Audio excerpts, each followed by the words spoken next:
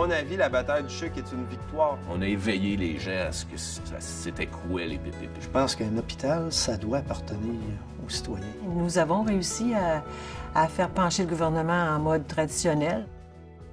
Il y avait un projet de refaire l'Hôtel-Dieu de Québec, de faire le centre de cancérologie, et aussi de rénover l'Hôtel-Dieu de Québec. Et ça devait se faire en mode traditionnel. C'est dans les années à peu près 2007. Le directeur général, René Rouleau, sort dans les médias et dit, bon, bien, compte tenu de la complexité de ce dossier-là, compte tenu que c'est dans la santé, qu'il va y avoir de déplacement de patients à travers la rénovation, on va privilégier l'expertise de la direction de la santé technique. Nous, on la possède. On a des bonnes expériences au niveau de l'urgence à Saint-François-d'Assise, Centre Mère-Enfant et autres projets. Donc, on a la capacité et les compétences de réaliser ce projet-là et on va avoir le contrôle de la situation. On va pouvoir bien manager les déplacements pour les bénéficiaires et tout et tout. Tout le monde était content. On va avoir un hôpital neuf. On va travailler dans des locaux neufs, avec du matériel neuf, plus grand. Et c'était le souhait, que ce soit des employés généraux, que ce soit des infirmières, des médecins. Tout le monde avait hâte, parce que l'Hôtel-Dieu de Québec, on ne se le cachera pas, c'est un vieil hôpital, c'est désuet, et ils ont des grosses spécialités, de plus en plus de clients. Alors, ça devenait difficile de donner des bons soins dans ces contextes-là. Le projet d'agrandissement de l'Hôtel-Dieu de Québec risque maintenant de se faire en partenariat public-privé. Le conseil d'administration du CHUC, qui avait pourtant choisi d'aller en mode conventionnel, vient de faire un virage à 180 degrés sur la recommandation du gouvernement Charest. M. Rouleau et le président du conseil d'administration ont eu une rencontre avec le gouvernement Charest dans les journées qui ont précédé le conseil d'administration. Et là, on a commencé à en entendre parler que le mode en mode traditionnel s'était remis sur la glace et que c'était préférable de le faire en mode PPP, partenariat public-privé. C'est pas la direction de l'hôpital qui voulait au départ s'en aller en PPP, c'était l'agence qui mettait de la pression sur le CHUC pour réaliser en PPP. C'était clair pour nous. La position, en fait, du ministre de la Santé, Philippe Couillard, n'est pas facile à décoder. Après avoir eu des réserves pour un partenariat public-privé, il dit maintenant que c'est la voie à suivre. Il y a certains éléments qui militent plutôt vers un mode de réalisation conventionnel, notamment le fait qu'il s'agit de réparation d'un édifice très ancien, donc où le risque est considérable. Autre saison, nouvelle opinion, contradiction, place au PPP. Alors, c'est justement le cas de l'Hôtel-Dieu est un bon exemple où le projet est tellement risqué qu'en fait, ça donne un exemple ou un argument de plus pour aller en PPP, compte tenu du fait que ce risque doit être partagé entre les deux partenaires. On a eu très rapidement en mode traditionnel et flou de même, tu t'en revires de bord et là, c'est en mode PPP. Les gens du conseil d'administration connaissent pas trop qu'est-ce que c'est en mode partenariat public-privé. M. Rouleau, qui était le directeur général, et le président du conseil d'administration, axaient beaucoup à dire qu'il faut le faire en mode partenariat public-privé. Si on veut avoir un centre à l'Hôtel-Dieu de Québec, une rénovation, le gouvernement nous demande de le faire en mode public-privé. La saga qu'a vécu Carl par rapport en étant membre actif du conseil d'administration, au moment où ils ont dû prendre des votes à la sauvette, ça a été fait d'une manière assez cavalière, devrais-je dire. Et c'est ce qui a encore alimenté et nous a vraiment donné du carburant pour continuer. Quand il est arrivé la discussion sur le partenariat public-privé, puis qu'il y a eu des documents officiels de donner par la direction, tout le document a été envoyé à tous les membres du conseil d'administration, à l'excepté de moi, et ça a été envoyé à ce moment-là, la veille, aux membres du conseil d'administration. C'est un document quand même assez volumineux. Et le lendemain soir, on avait une rencontre en huis clos, alors que là, on devait discuter de ce document-là. J'ai demandé à ce moment-là, pendant le super René Rouleau, j'ai dit, j'aimerais avoir le document. Je suis un membre du conseil, j'ai le droit d'avoir le document. Il m'a dit, non, tu es un président de syndicat, on va te le donner, mais tu es en conflit d'intérêts. Tout ce qui s'est passé au niveau de, que ce soit l'arrivée du président Carl Dubé au conseil d'administration, de la façon que ça s'est fait, de certaines personnes du conseil d'administration, dont le directeur général, de bloquer cette arrivée-là. Puis ensuite de changer un peu, d'amener un vote sur une PPP alors que c'était un processus traditionnel, sans fournir les documents. Le seul, en fait, qui avait été oublié dans le coup, le conseil d'administration pour avoir les documents en main, c'était Carl Dubé. Moi, j'ai trouvé ça dû. de la part d'un organisme public de faire ce genre de choses-là, alors que c'est des gens qui sont élus. Le directeur général mettait beaucoup de pression sur les membres du conseil de dire que si on ne le fait pas en partenariat public-privé, on risque de jamais avoir le projet se faire. Donc, les gens ont voté pour. Moi, j'ai voté contre. Quand j'ai donné ma démission, bien, je l'ai réfléchi parce que je me suis dit je vais avoir plus de facilité d'aller poser des questions après que d'être sur un conseil d'administration ou alors qu'on cache l'information. J'aimais mieux retourner comme président de syndicat dans ma section locale et d'aller au conseil d'administration et pouvoir dire ce que je veux. Il y a à nouveau une sortie médiatique. Et là, quelle surprise! Le même individu qui annonçait au nom de la direction générale qu'il s'en allait en mode conventionnel annonce qu'ils vont plutôt faire le projet en PPP. Et c'est là que le dossier on a commencé à réagir. Au SCFP, on va avoir un support. On a un coffre d'outils important et on va aller chercher les ressources qui nous sont nécessaires. Comme vous autres, je n'ai pas plus l'expertise. Je ne suis pas un fiscaliste, je ne suis pas un spécialiste des PPP.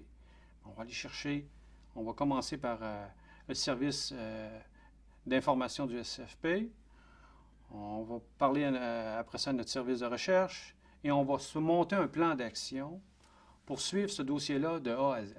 Le CPAS, on dit on va venir en aide, on va les aider un peu, puis on va se faire une étude par le professeur Pierre Hamel de l'Institut national de recherche scientifique, je crois.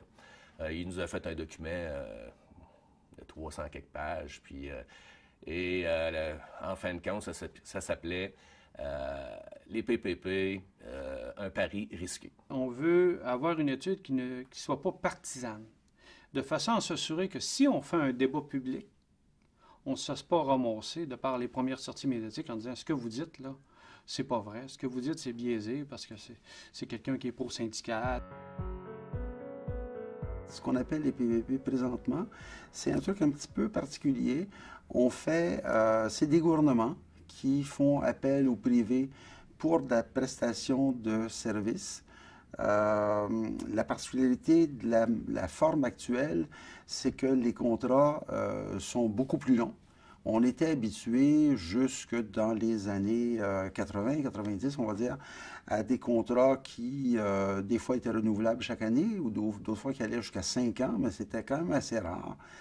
Et là, on a des contrats qui peuvent courir sur 25, 30, 39 ans, qui peuvent aller même au-delà. Et l'autre, alors, les deux particularités, les contrats qui sont un petit peu plus longs, qui peuvent durer sur plus de 25 ans, et un financement privé. Dans les premières années, c'est le privé qui amenait la totalité des fonds. Et les gouvernements, les donneurs d'ordre, se bornaient à verser chaque année l'équivalent d'un loyer en fonction de ce qui leur était rendu disponible. Les plus vieux hôpitaux en PPP du monde, c'est les hôpitaux britanniques, et ils n'ont pas 10 ans d'âge. Donc, on est assez mal pris pour faire un bilan de l'opération des hôpitaux. Il y a déjà des choses qui ressortent. Il y a eu cet automne des trucs qui étaient, disons donc, déjà un peu connus, mais qui sont parus un peu plus clairement dans la presse britannique. Des consortiums qui présentent des factures salées pour remplacer une ampoule, pour poser un panneau d'affichage, pour des petits détails d'ajustement. Mais voyez, on va vraiment connaître notre malheur dans les années qui viennent quand vont venir les réels besoins de transformation, parce qu'un hôpital, c'est quelque chose qui bouge, qui évolue. Il y a des maladies qu'on connaît mal, il y a des protocoles de soins qui n'existent pas, il y a des machines pour traiter les gens dont on n'a pas encore idée de ce que ça va être, puis ça n'a pas encore été inventé. Il y a donc un hôpital, c'est un truc qui est appelé à évoluer grandement. Si on combine ça avec la caractéristique d'un PPP qui est de durer sur plusieurs années, on peut s'imaginer très facilement, ça ne peut pas faire autrement, qu'il va forcément y avoir de très grandes transformations qui devront être apportées aux hôpitaux. Et là, on va, si ce qu'on voit un peu maintenant se maintient, on va voir que ça coûte extraordinairement cher de faire modifier un hôpital en cours de route quand vous devez faire affaire avec... vous pouvez pas, il n'y a pas un appel à la concurrence. Vous faites affaire avec un consortium et là, lui, il vous charge évidemment le gros prix. Monique Jérôme-Forget, avec l'Agence des PPP, voulait démontrer qu'une gestion privée des services publics allait être plus efficace. En fait, en théorie économique, dans les modèles les plus classiques de la théorie économique, le privé n'est pas nécessairement le plus efficace. Ce qui apporterait des gains d'efficacité, c'est la concurrence. Bon. La concurrence, par exemple, au marché Jean Talon, où il y a plusieurs détaillants de fruits et légumes, ça va. Par contre, pour un méga-hôpital, par exemple pour la rénovation d'un des plus vieux hôpitaux d'Amérique du Nord, ici à Québec, il y a très peu d'entreprises qui peuvent le faire. Et donc, la concurrence sera très limitée. Vous aurez 2 ou 3 joueurs et ce sera certainement les plus gros. Donc, il y a un risque ici de collusion. La principale qualité d'un hôpital, c'est l'adaptabilité, sa capacité à être modifiable. De quoi va avoir l'air la médecine hospitalière dans 10 ans, dans 20 ans, dans 30 ans? Si on se reporte un petit peu en arrière, qu'est-ce que c'était la micro-informatique il y a 30 ans? La capacité de calcul qu'on avait dans une pièce de 100 mètres carrés, on l'a maintenant dans un petit téléphone ou dans une tablette. Qu'est-ce que ça va être la médecine dans 20 ans? Bien, forcément, ça va être très différent de maintenant. Si on se dit que ça coûte la peau des fesses pour remplacer une ampoule électrique ou pour remplacer une fixture, on s'imagine que quand il va être le temps de tasser les murs, de changer la pression dans des chambres, dans une aile, de les isoler, on peut s'imaginer qu'à ce moment-là, ça va coûter très cher. Le mode PPP signifie locataire.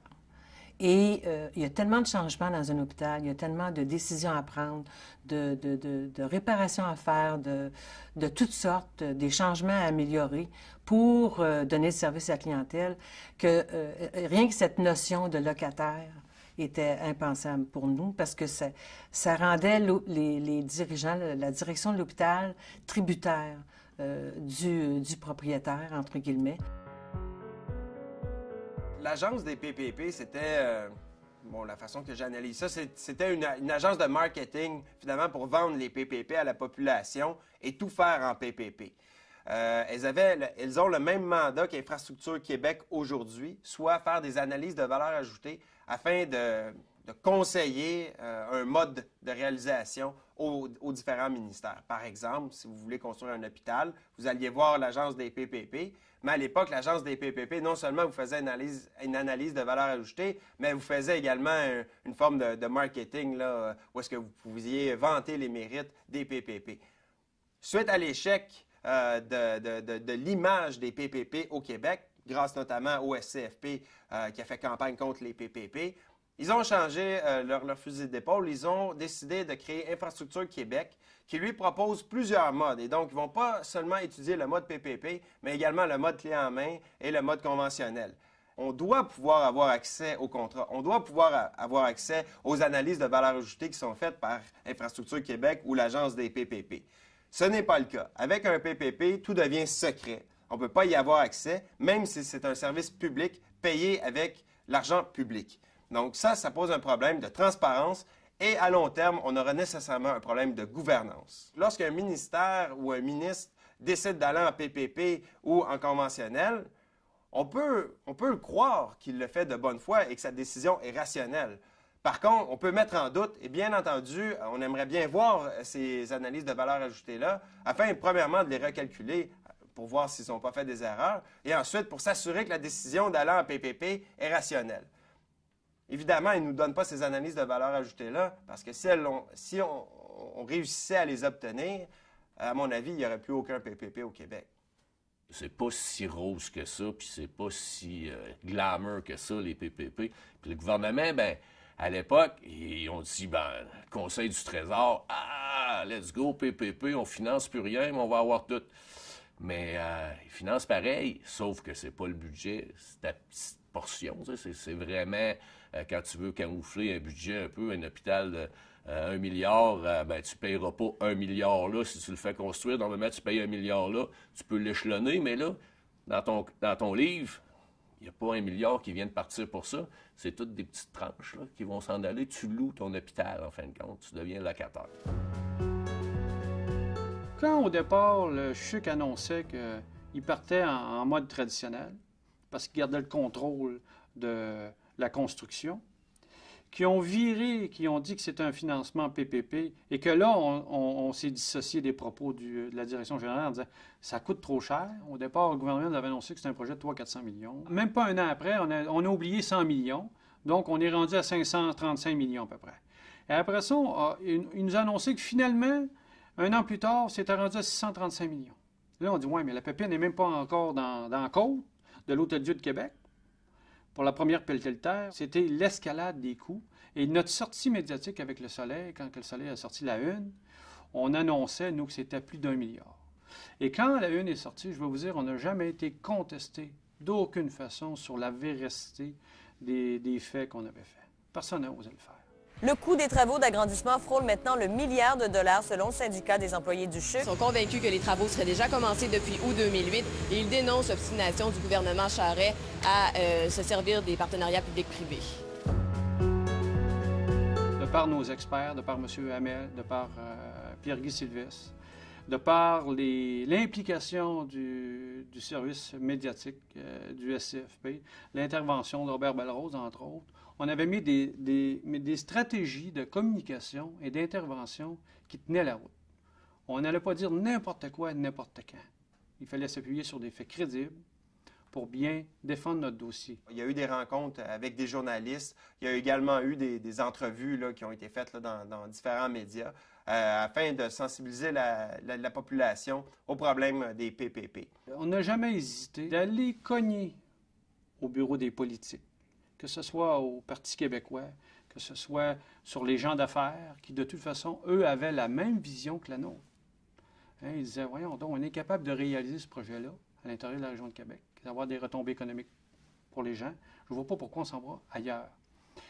Ça a été toute cette interrelation-là qu'on a développée qui a fait en sorte qu'on a réussi, à mon avis, à faire changer l'enlignement du gouvernement.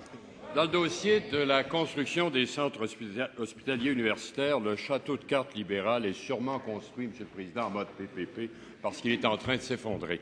On se rappelle que le ministre Bolduc avait dit « on ne changera pas ». Et en 2008, on ne changera pas de position, c'est une bonne affaire.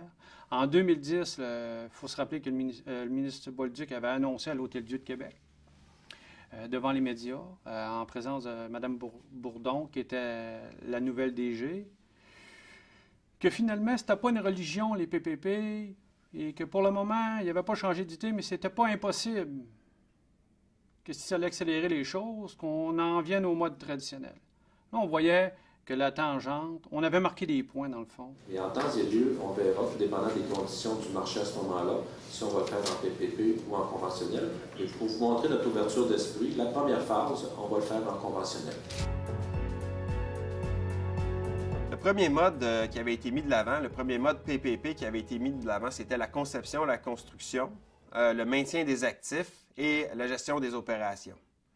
Aujourd'hui, ce qui reste, c'est le financement et la construction. Donc, premier gain, je dirais, c'est que la période est passée d'une trentaine d'années à une dizaine d'années. Deuxièmement, la gestion ne sera pas faite par un partenaire privé, mais bien par le public. Par contre, le problème, et c'est là où le SCFP, on était mécontent de la décision du ministre, c'est qu'au lieu d'aller en conventionnel, ils se sont gardés quelques parties qui demeurent en PPP. Donc, le financement privé pendant toute la période de construction, et étant donné que c'est une rénovation, ça devrait durer au moins une dizaine d'années. Pourquoi le financement privé, c'est problématique? Le financement privé coûte à peu près 2 % plus cher pour un partenaire privé. La plus grosse entreprise privée du monde va emprunter à un taux d'intérêt plus élevé que la plus petite des municipalités du Québec. On prend ça comme on veut. Si c'est un privé qui finance, ça coûte plus cher. On pourrait dire que l'annonce du ministre qui annonçait en fait un mode construction-financement au lieu d'une PPP. C'est un peu pour sauver la face et pas dire, que ce soit à la population ou aux employés du CHUC, écoutez, on s'est trompé avec la PPP, on s'en va en traditionnel. À mon avis, la bataille du CHUC est une victoire. Parce qu'au départ, le gouvernement voulait faire un PPP qui allait durer 30 ans et pendant lequel il allait avoir une gestion privée de la main-d'œuvre. La section locale a réussi à faire reculer le gouvernement sur la gestion privée et également sur la période là, de 30 ans. Là. Donc, ce n'est plus 30 ans, c'est maintenant un contrat qui va être sur une dizaine d'années. La gestion va être publique, elle ne sera plus privée. Et donc, pour ça, c'est une victoire pour la section locale. Il n'y a pas encore de pelleté de terre qui est levée. Il n'y a pas encore une grue qui est dans la côte du palais.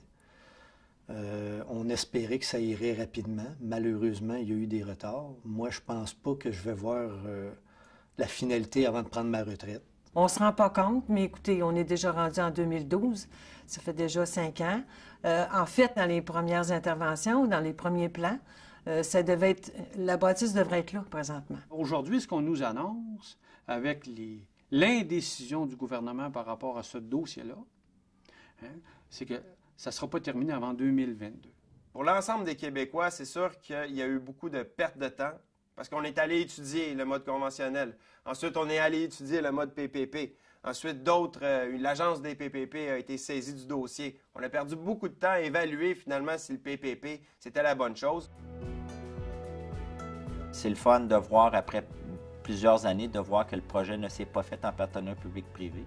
C'est réconfortant de dire au moins il y a eu des gens et des décideurs qui ont été à l'écoute. Je pense qu'un hôpital, ça doit appartenir aux citoyens et non pas à un groupe privé qui, au bout de 30, 35 ans, 40 ans, va léguer ça, mais dans quel état?